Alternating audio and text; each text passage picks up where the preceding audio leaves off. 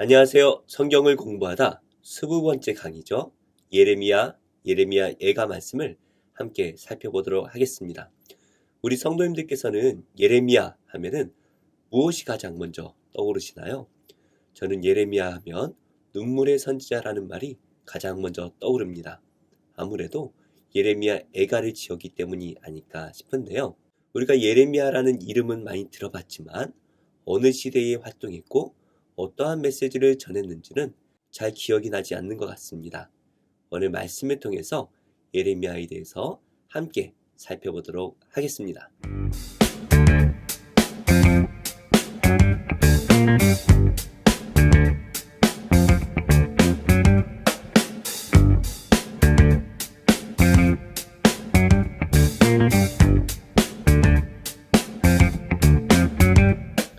우리가 예레미야 말씀을 함께 살펴보기 앞서서 지난주에 우리가 함께 나누었던 이사야의 배경을 잠깐 살펴보도록 하겠습니다. 이사야 선지자는 우시야 왕부터 히스기야 왕에 이르기까지 BC 790년부터 740년 사이에 사역을 시작했고 BC 687년에 히스기야와 함께 그 이름이 사라지지만 아마도 악한 왕이었죠. 므낫세 왕 때에 순교한 것으로 우리가 추정을 합니다. 그래서 이사야 선지자가 주로 활동하던 시기는 BC 8세기경입니다. 이 이사야 선지자 이후에 예레미야 선지자가 등장을 하는 것인데요. 예레미야 선지자는 선한 왕이었죠. 요시야 왕 때 BC 627년도 전으로 활동을 시작을 했고 시드기야 왕이죠. BC 586년에 남유다가 멸망할 때까지 하나님의 말씀을 전하였습니다. 그래서 예레미야가 활동하던 시기는 요시야 왕, 여호아스, 여호야김, 여호야긴, 시드기야 이때까지 활동을 했고요. 유다 민족이 바벨론에 다 무너지고 포로로 잡혀가는 모든 과정을 다 눈으로 보았던 선지자죠. 이 과정에 대해서는 열왕기하 21장 그리고 25장 말씀까지 자세하게 기록되어져 있습니다. 이 열왕기하 21장부터 25장 사이에 예레미야는 어떠한 말씀을 선포했을까요? 우리 먼저 예레미야의 서론을 잠깐 살펴보면요. 예레미야 선지자는 별명이 있습니다. 눈물의 선지자라는 것이죠. 예레미야 애가를 눈물로 기록했기 때문이기도 하겠지만 예레미야서 전체에 52장 곳곳에 예레미야의 안타까운 마음이 녹아져 내려 있는 것을 우리가 볼 수가 있습니다. 아까도 제가 말씀을 드렸지만 이사야 선지자가 BC 8세기경 활동을 했다면 예레미야 선지자는 BC 7세기에서 BC 6세기로 넘어오는 이때 전후로 활동을 했던 선지자입니다. 예레미야 선지자는 유다를 향한 하나님의 심판의 메시지를 전했는데요. 심판뿐만이 아니라 회복과 메시아에 대한 약속까지 선포하였습니다. 특별히 유다 민족이 어떠한 죄를 지었는지 그것들을 고발하면서 하나님께서 반드시 심판하실 수밖에 없다라는 것을 선포하였고 그래서 바벨론이 이 유다를 침공할 때에 대항하지 말고 항복하고 순응한 것을 요구합니다. 하지만 유다 민족은 끝까지 대항하다가 비참하게 포로로 끌려가는 것을 보게 됩니다. 예레미야 1장 2절에서 3절 말씀에 이 예레미야 선지서의 배경이 자세히 나와 있는데요. 요시야가 다스린 지 13년에 여호와의 말씀이 예레미야에게 임하여서 예레미야 선지자가 사역을 시작했습니다. 이후에 여호야김 그리고 시드기야에 이르기까지 이 유다 족속들에게 하나님의 말씀을 선포했지요. 우리가 이 예레미야서를 이해하기 위해서는 먼저 고대 근동 많은 국가들 사이에 어떠한 일들이 있었는지를 그 배경을 잠깐 살펴보아야 합니다. 먼저 예레미야가 활동을 시작했던 요시야 시대죠. 요시야가 왕이 되었을 때에 아수르 제국이 점점 쇠퇴해 가다가 바벨론 제국이 그 틈을 노려서 아수르 제국을 완전히 침공했습니다.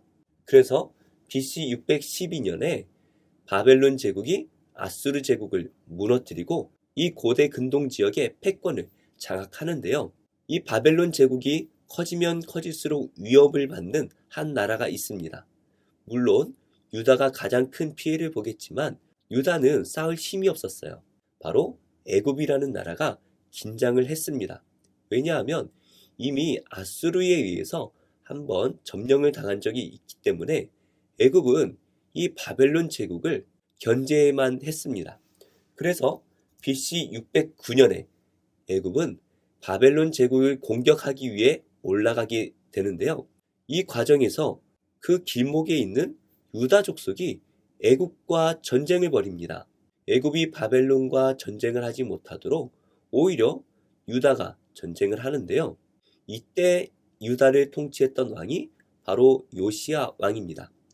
요시야 왕은 8살에 왕이 되었고 대체적으로 하나님 앞에 선한 왕으로 섬겼습니다. 그런데 이 말년에 애국과 전쟁을 하다가 멸망을 하게 되어버리죠. 그래서 요시야가 죽자 여호아하스가 왕이 되었고 여호아하스는 애굽의 포로로 끌려가 죽임을 당합니다. 그리고 애굽은 이 유다의 왕으로 여호야김을 세웁니다. 엘리야김인데 그 이름을 여호야김으로 바꾸고 유다의 왕으로 세웁니다. 이렇게 함으로써 유다가 애굽의 말을 잘 들을 수 있도록 정치를 한 것이죠. 이렇게 한 다음에 애굽은 다시 한번 BC 605년에 바벨론과 전쟁을 벌이는데요. 바로 갈그미스라는 곳에서 바벨론과 전쟁을 벌입니다. 그런데 이 전쟁에서 애굽이 패하여 도망가 버려요. 그러자 바벨론은 이 애굽을 쫓아가다가 유다까지 침공을 합니다. 바로 이 BC 605년에 바벨론이 유다를 침공한 것이 바로 1차 침공인데요. 바벨론은 이 1차 침공 때에 예루살렘에 있는 성전 기구와 그리고 왕족과 귀족의 일부를 포로로 잡아갑니다. 바로 이때 잡혀간 사람이 다니엘이죠. 이어서 BC 597년에 바벨론은 2차로 유다를 공격하는데요. 이때 성전과 왕궁에 있는 모든 좋은 것들을 다 가져갑니다. 그리고 유다의 귀족들과 대부분의 쓸만한 사람들을 포로로 잡아가고요. 이때 여호야긴 왕을 포로로 잡아갑니다. 그래서 감옥에 가둬두는데요. BC 597년에 있었던 이 2차 침공 후에 11년 후죠. BC 586년에 3차 침공을 이룹니다. 이 3차 침공 때에 유다를 완전히 무너뜨리고 유다의 왕이었던 시드기야를 포로로 잡아가고 그 눈을 뽑아 감옥에 가두어 죽입니다. 이렇게 함으로써 유다 민족이 BC 586년에 완전히 진멸되어 버리죠. 예레미야 선지자가 활동했던 것이 바로 요시야 왕부터 이스라엘이 멸망하는 BC 586년까지 활동을 합니다. 그렇다면 예레미야 선지자는 구체적으로 어떠한 메시지들을 전했을까요? 먼저 1장 말씀은 서론의 말씀입니다. 1장 9절에서 10절 말씀, 특별히 10절 말씀을 보시면 오늘 너를 여러 나라와 여러 왕국 위에 세워 내가 그것들을 뽑고 파괴하며 파멸하고 넘어뜨리며 건설하고 심게 하였느니라. 하나님께서는 이 예레미야 선지자에게 소명을 주시면서 그에게 유다 족속뿐만이 아니라 주변에 있는 모든 나라들, 특별히 유다를 멸망시킨 바벨론 나라까지도 파괴하고 파멸하게 될 것이다 라는 것을 선언하십니다. 그리고 이 예레미야의 예언을 통하여서 이스라엘이 다시 건설되고 심어질 것이다 라는 것을 말씀하십니다. 이것이 예레미야 전체의 핵심 주제가 됩니다. 그래서 2장에서 24장 말씀까지는 하나님께서 이스라엘을 향한 꾸짖음과 경고의 말씀을 주시는데요. 이스라엘 백성들이 어떠한 죄 때문에 이렇게 멸망을 당해야 했을까요? 먼저 그들은 우상 숭배를 저질렀습니다. 하나님과 영적으로 결혼한 하나님의 백성인 이스라엘은 하나님을 버리고 우상 숭배를 했지요. 이것을 하나님께서는 결혼 계약을 파기한 것이다 라고 말씀을 하십니다. 두 번째로 이스라엘 백성들의 지도자들이 부패하였다라는 것을 말씀하십니다. 왕으로부터 귀족들, 그리고 종교 지도자들까지 그들은 다 부패하였습니다. 마지막으로 온 사회가 불의가 만연하다라는 것을 말씀하시죠. 이렇게 우상 숭배와 부패 그리고 불의가 만연한 것 때문에 하나님께서는 이스라엘이 반드시 멸망해야 된다라는 경고의 메시지를 전하시는데요. 그 결과 25장의 말씀대로 이루어질 것을 예언하십니다. 바로 70년 동안 바벨론의 포로로 바벨론을 섬기게 될 것이다 라는 것이죠. 그래서 먼저 하나님께서는 바벨론이 예루살렘 성전을 파괴할 것이다. 그리고 유다 자손을 포로로 다 잡아갈 것이다. 그리고 이 바벨론이 하나님께서 이 유다 족속을 치는 진노의 도구가 될 것이다 라는 것을 말씀하십니다.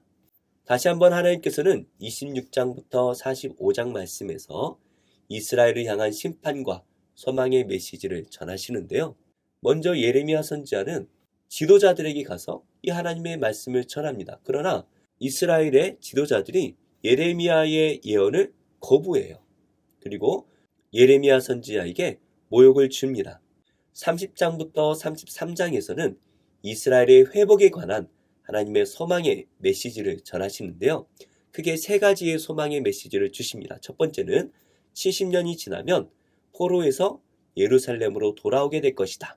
두 번째로 하나님께서 새 언약을 주셔서 이스라엘 백성들의 마음을 새롭게 하시고 이스라엘 백성들이 하나님의 언약을 지킬 수 있도록 하시겠다라는 약속을 주십니다. 마지막으로 메시아가 오셔서 완전한 새로운 나라를 완성하실 것이다 라는 메시아에 대한 약속까지도 주십니다.